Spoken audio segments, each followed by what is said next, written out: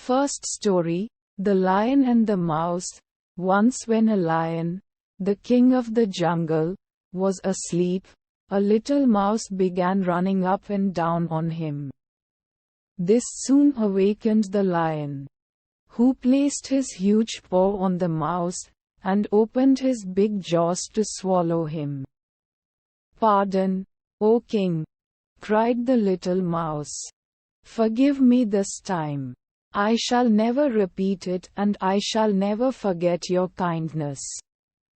And who knows, I may be able to do you a good turn one of these days." The lion was so tickled by the idea of the mouse being able to help him that he lifted his paw and let him go. Sometime later, a few hunters captured the lion, and tied him to a tree. After that they went in search of a wagon, to take him to the zoo. Short stories. Just then the little mouse happened to pass by.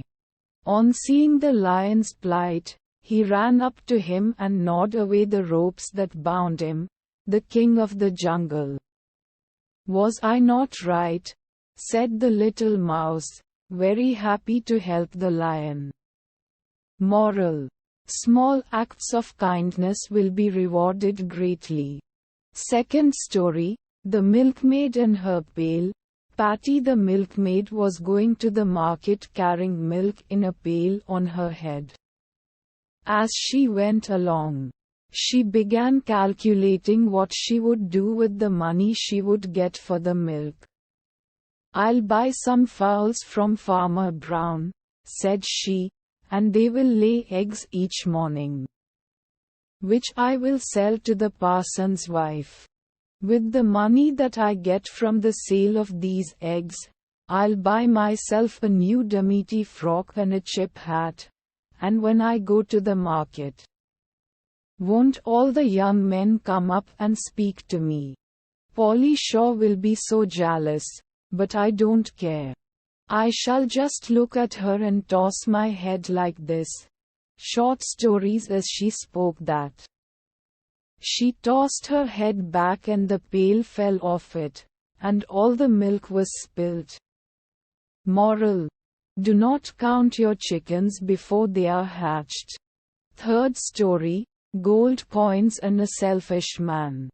Sam was a greedy and selfish man. He always desired to have lots and lots of money and never hesitated to cheat others to make money. Also, he never wished to share anything with others. He paid very low wages to his servants. However, one day, he learned a lesson that changed his life forever. It so happened that one day, a small bag that belonged to Sam was missing. The bag had 50 gold coins in it. Sam searched high and low for the bag, but could not find it. Sam's friends and neighbors also joined in the search. But all their efforts were in vain. After a couple of days, the 10-year-old daughter of a man working for Sam found the bag. She told her father about it. Her father identified the bag as the one that was missing, and immediately decided to take it to his master. He gave the bag back to his master Sam, and asked him to check whether the bag had 50 gold coins. Sam was exultant to get the coins back, but he decided to play a trick. He shouted at his worker, "There were 75 gold coins in this bag, but you gave me only 50. Where are the other coins? You have stolen them." The worker was shocked to hear this and pleaded his innocence. Selfish and greedy, Sam did not accept the worker's story, and decided to take the issue to court. The judge heard both the sides. He questioned the daughter and the worker about the number of coins they had found in the bag, and they assured it was only 50. He cross-examined Sam and Sam replied, "Yes, my lord. I had 75 gold coins in my bag, and they gave me only 50. Hence, it is quite obvious that they have stolen 25 coins." Fourth story, Money Can't Buy Everything. Nick was a 10-year-old boy.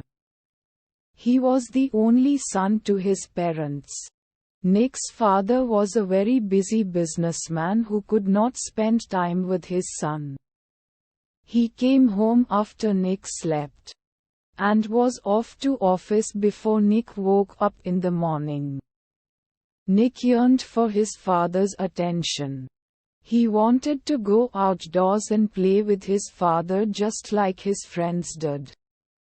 One day, Nick was surprised to see his father at home in the evening.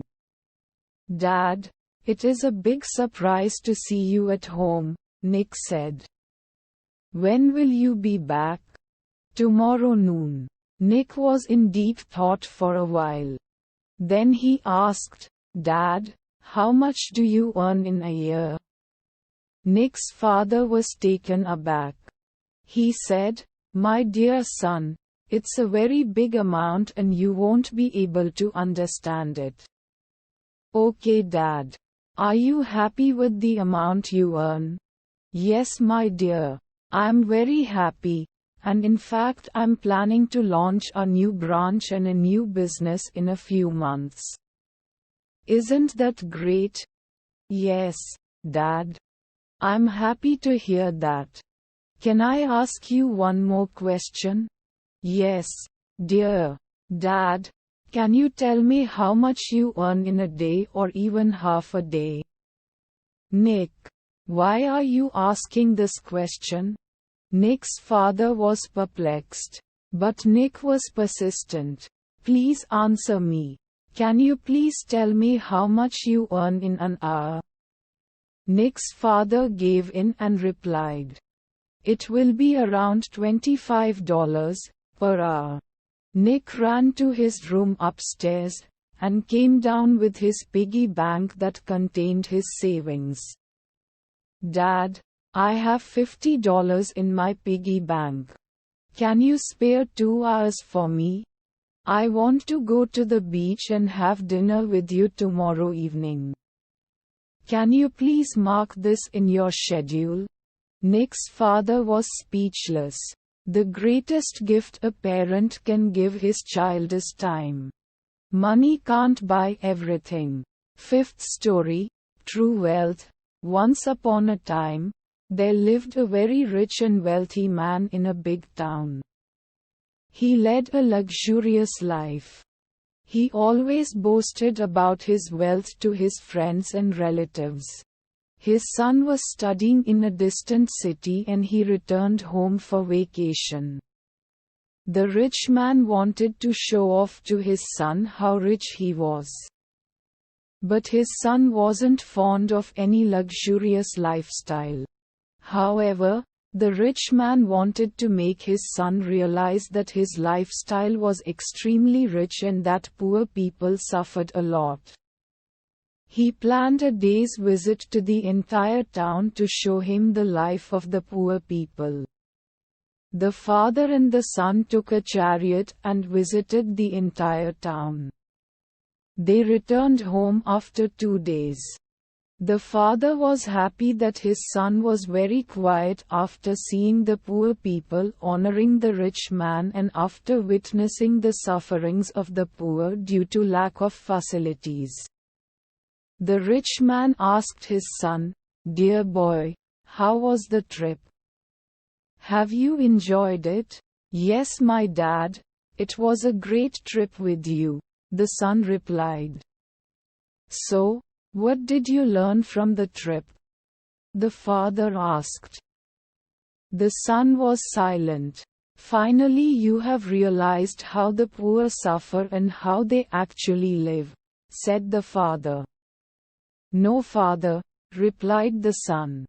He added, "We have only 2 dogs, they have 10 dogs. We have a big pool in our garden, but they have a massive bay without any end. We have luxurious and expensive lights imported from various countries, but they have countless stars lighting their nights. We have a house on a small piece of land, but they have abundant fields that go beyond the horizon. We are protected by huge and strong walls around our property, but they bond with each other and surround themselves with their fellow beings. We have to buy food from them, but they are so rich that they can cultivate their own food. The rich father was stunned and speechless on hearing his son's words. Finally, the son added, "Dad, thank you so much for showing me who is rich and who is poor. Thank you for letting me understand how poor we really are. True wealth is not measured by money and property. True wealth is created in good friendships and compassionate relationships."